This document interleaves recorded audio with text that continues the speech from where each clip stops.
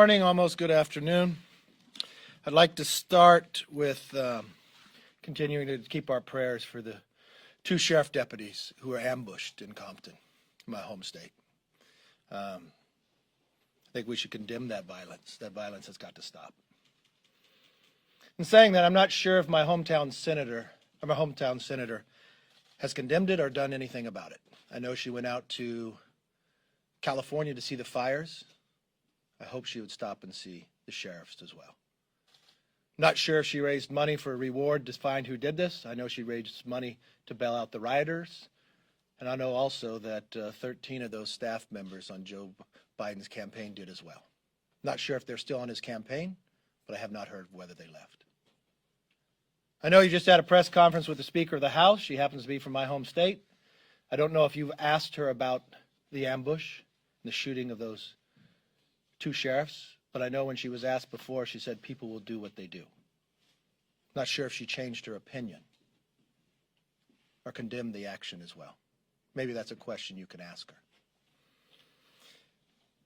This majority under the leadership of Nancy Pelosi has to be one of the weakest congressional terms in history. They carried out the most partisan, rushed impeachment in the U.S. history. Chris Rock has said, in focusing on the impeachment, they let the pandemic come in. They support defunding our police and shrinking our military budget, and they have repeatedly delayed relief for the American people. The Democrats' failures continue. This week we learned 60% of the businesses that shut down during the pandemic, nearly 100,000 businesses, have closed permanently. Now, as Republicans, we tried to use the so-called emergency session back in August to help our small businesses and replenish them with a successful Paycheck Protection Program. We made that when Speaker Pelosi called us back for that emergency meeting on the post office. You know, prior to our departure, where she said we would not leave until we had a COVID relief bill. And seeing that none would come to the floor through the majority, we used the motion to recommit to do that. Unfortunately, the Democrat majority voted it down. Americans still need relief for the economic fallout of this pandemic response. Congressional Republicans have come to the table with a targeted proposal. Democrats continue to delay COVID relief to pursue an unrelated liberal agenda. We know Chinese continue to spy and are actively attempting to sabotage our vaccine research. I actually produced a bill to sanction anyone after the reports from the FBI that Iran, Russia, and China were trying to hack into our companies, our universities, to steal the vaccine. In doing so, they slowed the process for a vaccine down. Just so happens when we introduced the bill, put it on the floor to a motion to recommit, that day, 2 Chinese were found to do this. Again, the Democrats had an opportunity to stop that activity. You know what they did? They voted it down. After being away for weeks, here's what the Democrats decided to make a priority this week instead of doing those. Renaming post offices, advocating for the pot industry, continuing to perpetuate the Postal Service conspiracy theory, and today they're debating a resolution condemning words they used themselves to name their own hearing. Think about that. Democrats called one of their own hearings the Wuhan coronavirus assessing the outbreak. And now the entire chamber is spending hours debating this issue. The few hours we have before people leave to go to the airport. I wonder about those small businesses that have closed permanently. With every delay from Speaker Pelosi and with every COVID package that we had produced, there has been one common denominator. I remember from the very first time I flew back on a red eye when the Senate had an agreement, Schumer announced it. She came into the room to slow it down for another week. Or when the so successful PPP program went out to small businesses, so successful that we knew they would need money by the rapid response that was going out, so the secretary requested more money. We all remember where we were that moment. She stood in front of her refrigerator with her ice cream, telling the country on a late night show that she said no. How many of those 100,000 were part of that delay? Or now, when we need it so badly? You know, I was majority leader. You have the ability to schedule the floor. You spend time looking at the bills, deciding what comes forth. This is what we spent our hours on today. Their priorities are out of sync with the needs of the American people. Instead of failing America, Republicans stood up to make a commitment to America. If you watched us on the steps this week, we made a commitment to America on what we're doing now and what we would do in the future. We believe that we can renew our way of life, defeat the virus, and keep America healthy. We do that by developing a vaccine that is safe and effective. We do that by protecting pre-existing conditions, tripling the rapid COVID testing, lowering prescription drugs. We do that by making our streets safe and secure, by not defunding of the police, but actually adding $1.75 billion for police training, community policing, and 500,000 body cameras. We will rebuild the greatest economy, adding 10 million new good-paying jobs. We do that by expanding PPP instead of holding it back for the small businesses. We do that by expanding the child tax credit to $2,000 we've already given, also protecting the opportunity zones and providing more tax relief so you get more money in the take-home pay. We also do that by ending our dependency on China. Have we not learned through this COVID experience of the damage of the dependency on China has caused us? Let's bring that supply chain back home, creating more U.S. jobs right here. Building our own medical supplies here. We don't make penicillin or vitamins anymore, but we should. Then we have a plan to upgrade our infrastructure, making sure every house has internet. A 5-year plan that rebuilds our roads, our bridges, our airports.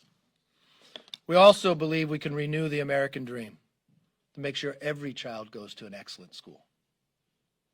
Those are the things we'd spend our time on this floor. But unfortunately, that's not what we did today. There's already efforts underway to make a difference. The Democrats don't want to provide help for those 100,000 businesses now are permanently out, but Republicans will.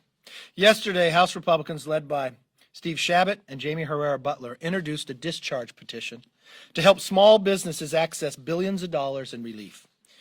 We urge all of our colleagues to sign the petition to join us in fighting for small businesses. I know there are a few Democrats out there very upset with Nancy Pelosi. They think they could do something better. They can sign the discharge petition. They voted for her for Speaker. They allow her to continue to be the leader. But do they just say these things because it's close to an election? Do they just say these things to lie to their own constituents? Now is an opportunity to show if they really mean what they say. Let's see how many signed the discharge petition. Because I think Americans are fed up with political posturing and empty words. They want action, and Republicans are ready to lead. With that, let me take questions. And unlike Speaker Pelosi, I guess I don't pick and choose what you ask. I can't believe you allow her to do that, but so be it. Yes. Speaker McCarthy, who do you trust on COVID science, Dr. Redfield or the President? I will tell you this. I spent time yesterday with Dr. Slowey, the advisor, chief scientific advisor. Very, very impressed with Secretary Azar as well. And listening to them, listening to the companies that are building our vaccines right now. And Dr. Slowey has done 14 vaccines. He's probably the premier individual in the entire world. We're going to have a safe and effective vaccine this year. And listening to the preparation of what we've been able to do with Operation Warp Speed to be able to deliver it when that time comes. If I just take the words of the CDC and the president is right. But what?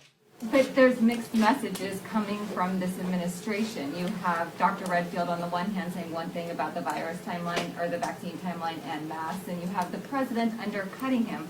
So who are Americans to trust, though? Okay, well, let me take your question. you say Redstone said one thing, the president said the other. What I think has happened here, because of Operation Warp Speed, things are moving so quickly that we are able to do things that we haven't done before, but making sure we test every ability of going forward so it's safe and it's effective. I think one of those two individuals had more information than the other, and that was the president. So what you should do is actually ask the question to Dr. Slowey, who's in charge of this, who is the advisor to what's happening, who's working every single day with the 8 companies that are building the vaccines. Now let's take a, for instance, let's go outside of the framework of the people that you just asked me. I watched a CEO of Pfizer tell the public, not government, that he thinks this is going so well, they may even have it, and gave you a date in October. Now they are the ones who are building it right now. So I would probably go to the source. I don't blame Dr. Redstone. He just was not updated. I think he probably needs to be updated. So the vaccine will be widely available to all Americans in October, November, You know the unique things when we sit back and study this, of how we were able to build the vaccine safe and effective, creating the dosage in the distribution center ahead of time, and doing that now, you are going to have the ability for the dosage to come out to people as soon as it is safe. Yes? Are you going to bring a motion to vacate to oust Pelosi from her chair? Look, I do not want Nancy Pelosi to be Speaker, but I do not want Nadler to be Chair. I do not want Schiff to be Chair, and I do not want Maxine Waters. 40-some days from now, we will remove them. Thank you, sir. So Problem Solvers introduced legislation earlier this week, that was, well, not legislation, they introduced ideas for a bill that's more bipartisan. And then the president tweeted that they would accept, he said, push for much higher numbers. What is a number that House Republicans can get behind? You know, it's interesting. I always look at what's in the bill. I know what this country needs. We don't need to start with a number. We need to start by working. It's interesting to me that when the Speaker Pelosi said to all of us, we would not leave until we get a COVID bill, but she sends us all home. But then she calls us back on an emergency for the post office. So during that time, the only power the minority has is to move a motion to recommit, and we did. And what did we spend our time on? We spent ours on COVID relief. What did they do? They voted it down. This week, we come back after being gone for all this time with watching Speaker Pelosi talk about how hard she's stopping everything once again. The common denominator here, in every COVID relief package we have done, Speaker Pelosi has either slowed or delayed the action. You begin to wonder why. Why would someone do that in an election year? Why would somebody do that when people are being hurt? Why would somebody do that when her own members of her own party feel that it's hurting them, it's hurting their constituents, but more important, maybe it even hurts them in their election? I think, knowing her well, she cares more about politics than she does about the people. And that's unfortunate. That's why she should not be fit for that job. Do you agree with Trump's assertion this morning that, quote, the election result may never be accurately determined? If so, what evidence do you have to support that? And just more broadly, do you think it's appropriate for the President of the United States to be sowing doubts about the election and making such grave accusations? I have not read the tweet. If you want to read it again, look, at every election we have concerns. This one's a little different. And I've raised this many times before, and it's not from any basis of anything other than a person who cares about an honesty in election. There is a difference between an absentee ballot and all mail ballots. I was just with a friend down in Texas. I have a lot of friends in Texas now, and I've never grown up in Texas. All my friends in Texas had moved from California. This one had moved more than 6 years ago. And when I went to see him for dinner, you know what he handed me? The absentee ballot California had mailed him that he moved more than 6 years ago. Los Angeles County has actually been ordered by the courts to clean up their rolls. They have more than 1.5 million people on it who do not live there. When you request an absentee ballot, you have to sign your name. So they check your signature based upon your voter registration. There's a check and an authenticity to realize to have a trust in an election. I just watched in LA County, a couple people pleaded guilty to election fraud. We started out this Congress by not seating a member who won an election because Democrats were concerned, and those in North Carolina, that there may have been harvesting of absentee ballots. And now we're going to an election, not just for the House, but for the presidency too, something like we have not heard before, where many states are just giving an all-mail ballot. We watched what happened in New York when they tried to do this. How many thousands of ballots were rejected? So I think the president has a very good point. I don't think it's just the president's point. I think it's a lot of across America. So my answer, apply for an absentee. Mail your ballot in or go to the polls. Many states will have, when you mail an absentee ballot in, that you can trace your ballot electronically and see whether it's being opened or not. You want to make sure your vote counts. But the last thing you want to see, that there's fraud in it. You know, I've read in the paper about these concerns that the FBI has that you have China, much more sophisticated than any other country outside that has problems trying to do something in an election. And they've actually determined, they say, who they want to win. They want Joe Biden. And when you compound that with the sophistication and just ballots being thrown out everywhere, instead of not even knowing whether the person lives there or not, or the person's alive or not, that raises a lot of concerns to a lot of people. Yes? So Donald Trump has been nominated for 2 Nobel Peace Prizes, Yes. one for the Israel UAE and one for Serbia Kosovo. Do you think that he is deserving of these awards? Yeah, I do. You know, when I was on the lawn watching that, it was a very moving moment. Think for one moment, not one country, but 2 recognizing Israel. Think for a moment of how much the world has spent on trying to find peace in the Middle East. It's not a Republican or Democrat issue. It's an issue for all of the world to keep it safer. I think it's something we would all celebrate, regardless of who was able to achieve it. And I think it was only because of President Trump took new eyes and new thought to it, that didn't try the same old way in the same old place. I would have thought, just as the White House did, opened an invitation to so many people who care about the Middle East on both sides of the aisle in the House. But you know what Speaker Pelosi did? She called votes at the moment of time that we could watch 3 countries that did not recognize each other before sign a document because of the power of this administration to bring the world a little safer. And she called it what? A distraction? What did Adam Schiff call it when we closed down the consulate in Houston? People think it was the hub of spying. A diversion, right?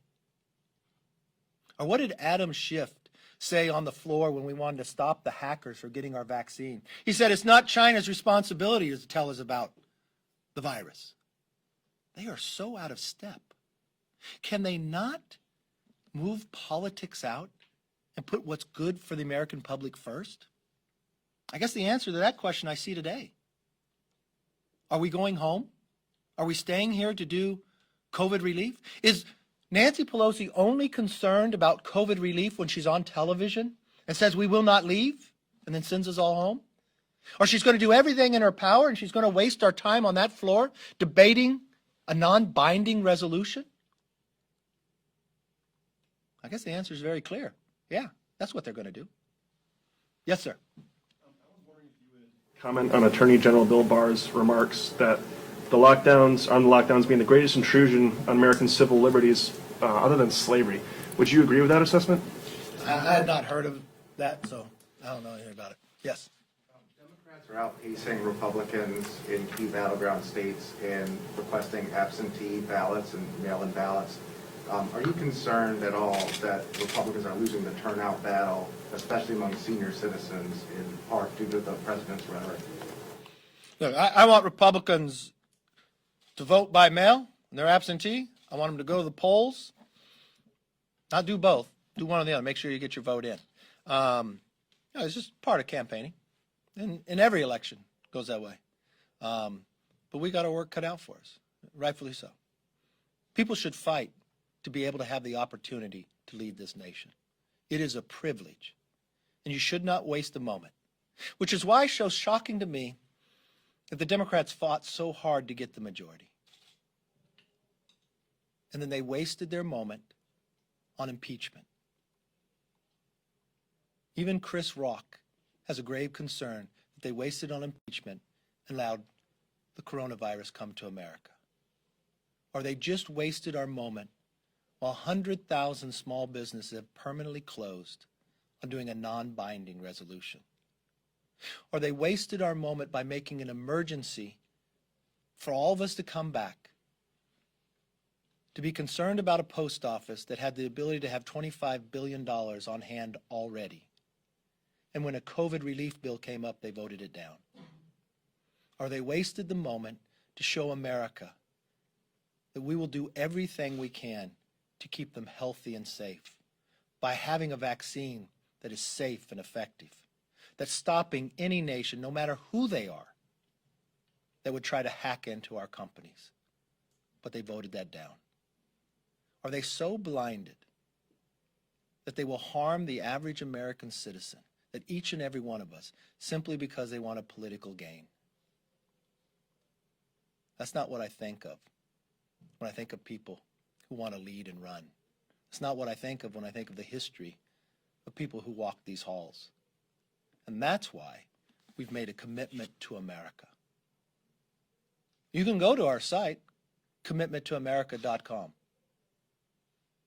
You can see if this is what you want to have happen in these halls of Congress, that your voice is heard, that we will renew the American dream, that we will rebuild the biggest economy on earth, and we will restore our way of life.